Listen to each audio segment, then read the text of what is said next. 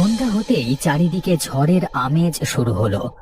ঝোড়ো হাওয়ার মাঝে সিমরান তাদের ঘরের উঠানে ঘুরতে থাকা মুরগিগুলোকে ঘরে ঢোকানোর জন্য ব্যস্ত হয়ে পড়েছে।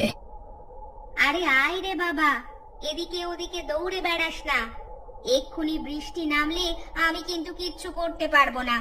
প্রচন্ড ঝড় বিদ্যুৎ শুরু হয়েছে। ওদিকে লাট সাহেবের এখনো ঘরে আসার সময় হলো না। দাঁড়াও, রাত্রি না হলে তো।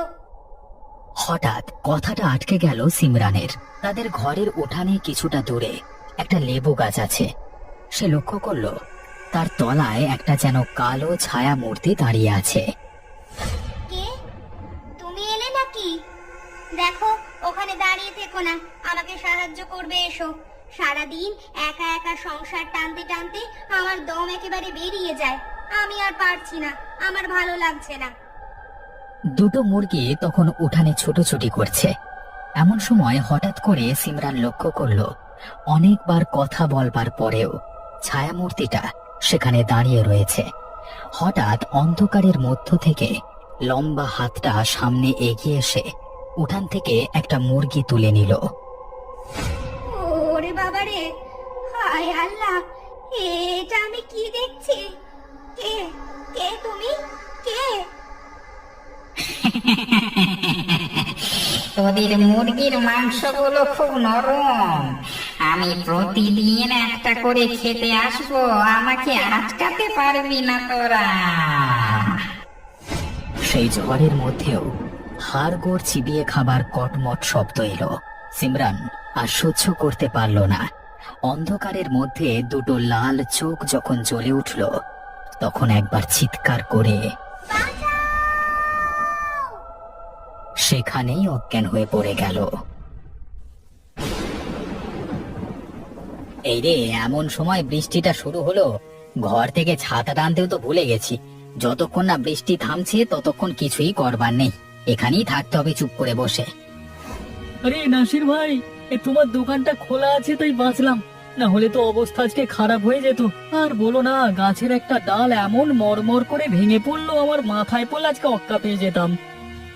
সেই তো, এখন কাজ থেকে বাড়ি ফেরবার সময় মানুষদের।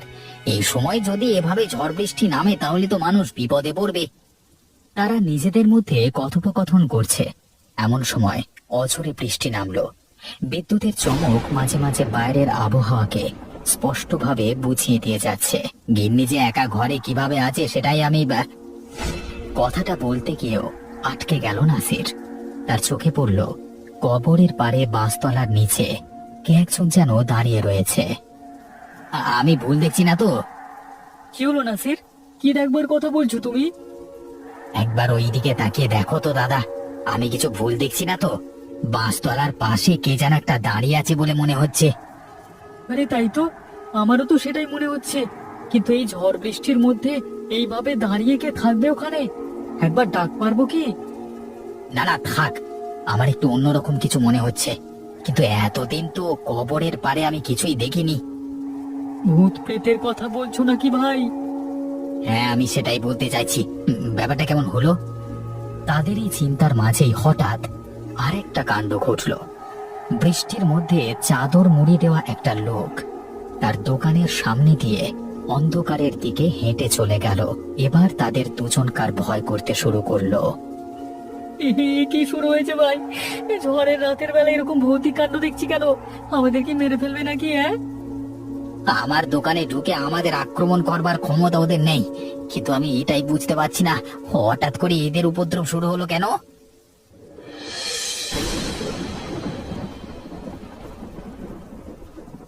কি ব্যাপার বাবা, তুমি এখনো ঘুমোওনি?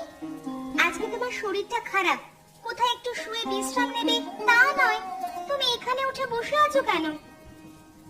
যা ঝড় বৃষ্টি নেমেছে তাই জন্যই আর ঘুমাতে ইচ্ছা গেল না, এসে বসে আছি। তা বন্যা চলে আসবে নাকি রে মা? না না, এমনি কালবৈশাখী ঝড়, যেমন এসেছে আবার তেমনই দেখবে চলেও যাবে। তাই যেন হয় রে, বেশি ঝড় ঝাপটা হলে গ্রামের গরিব মানুষগুলো বিপদে পড়বে। ও বাবা গো, ওটা কে গো? বেড়ালটা প্রায় ভিজে জানালা দিয়ে ঘরের মধ্যে ঢুকে তৎক্ষণাৎ ঘরের বাইরে চলে গেল। তারপর অদ্ভুত ভাবে কাঁদতে শুরু করলো। ওরে ওটা বেড়াল। বাপরে বাপ, আমি ভাবলাম ভূত। হ্যাঁ, এই